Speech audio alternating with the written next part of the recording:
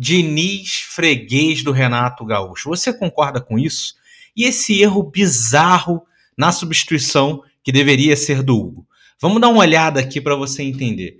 Vamos começar pela crítica do Diniz do jogador Ryan, né, que fez o C de Série C para a torcida do Fluminense. O Diniz não gostou, né, ele acha que isso cabe ao jogador, quer dizer, cabe ao torcedor, não cabe ao jogador fazer isso, e disse que vai conversar com o jogador que entende que não tem necessidade de provocação, né?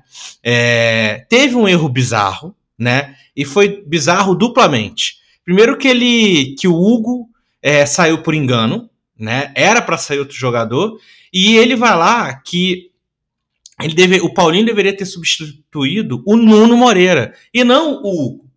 Só que o Diniz, né, desse jeito dele, meio cabeça dura, né, a gente sabe como é que ele é um cara, às vezes, um pouco que não é muito equilibrado emocionalmente, ele culpou uma confusão de comunicação do quarto árbitro, né? Mas isso é meio bizarro, né? Porque ele tá ali, não tá acompanhando, não tá vendo o que tá acontecendo, né? Enfim, né?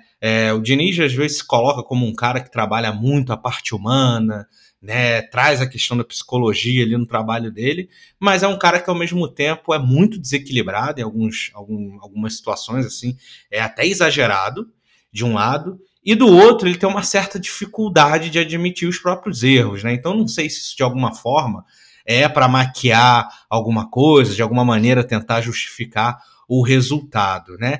E aí tem uma certa freguesia aí que está se formando no futebol, né?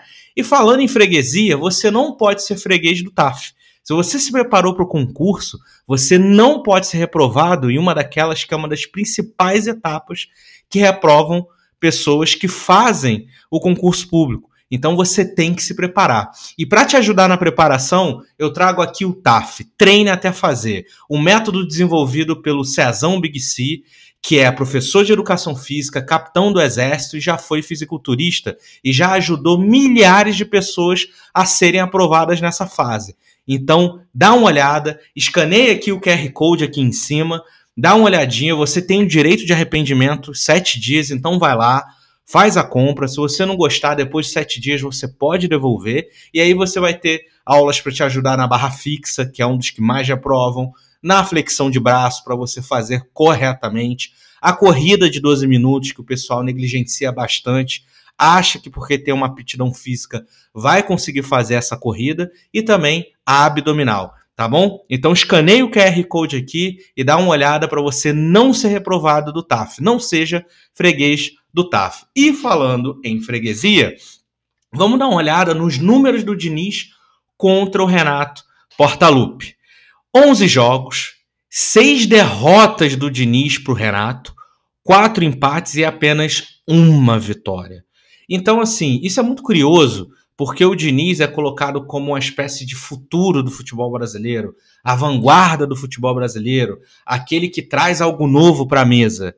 E o Renato Gaúcho, às vezes, é visto como o oposto, aquele treinador paizão de vestiário, aquele cara que, às vezes, quando vai o time B jogar uma competição internacional, ele fica em loco e não viaja junto com a equipe, enfim, é uma confusão danada. Então isso é muito estranho, porque como assim o Diniz, que em tese o futuro, né, às vezes é tido muito como queridinho da imprensa, ele tem 11 jogos contra o Renato, perdeu 6 vezes para o Renato em 11 jogos, 4 empates e apenas uma vitória.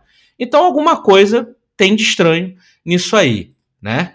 E olha, dá uma olhada nos números do Renato no Fluminense, que vem fazendo um trabalho que tem sido elogiado por muitas pessoas, né? Algumas pessoas criticam algumas questões pontuais do Renato, né? Às vezes ali, quando ele tá perdendo o jogo, ele começa a empilhar jogadores do ataque para tentar tirar alguma coisa da cartola e acaba se expondo demais. Mas vamos dar uma olhada aqui nos números dele. 15 jogos, 9 vitórias, 3 empates, 3 derrotas em 15 jogos, versus 9 vitórias, então é uma estatística muito boa. 26 gols marcados e apenas 13 sofridos, né?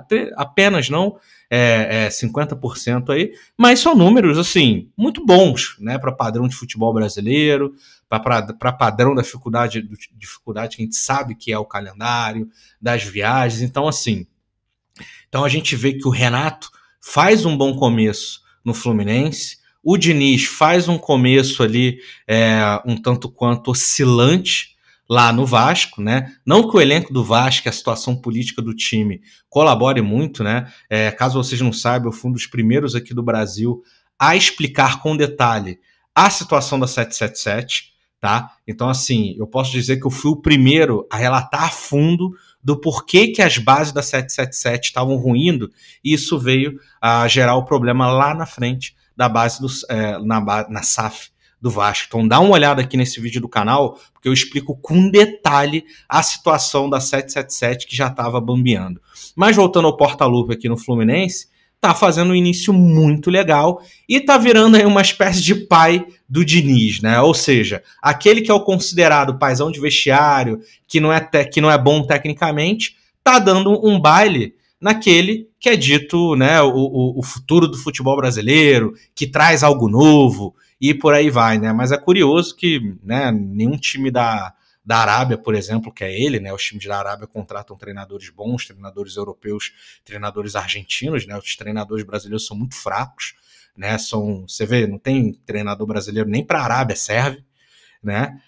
E ao mesmo tempo, né, o Diniz aí que é dito, né, alguns dizem que é o queridinho da imprensa, tem sido aí, né, o filho do Renato Gaúcho, que para quem ele perdeu 6 vezes em 11 jogos, 4 empates, e apenas uma vez que o Diniz conseguiu superar o Renato Gaúcho, paizão de vestiário. Tá bom? Deixa aí seus comentários, chama o Mister, dá sua dica aí de conteúdo que você quiser que eu analise e não se esqueça de se inscrever aqui no canal, tá bom? Forte abraço, bom jogo e chama o Mister!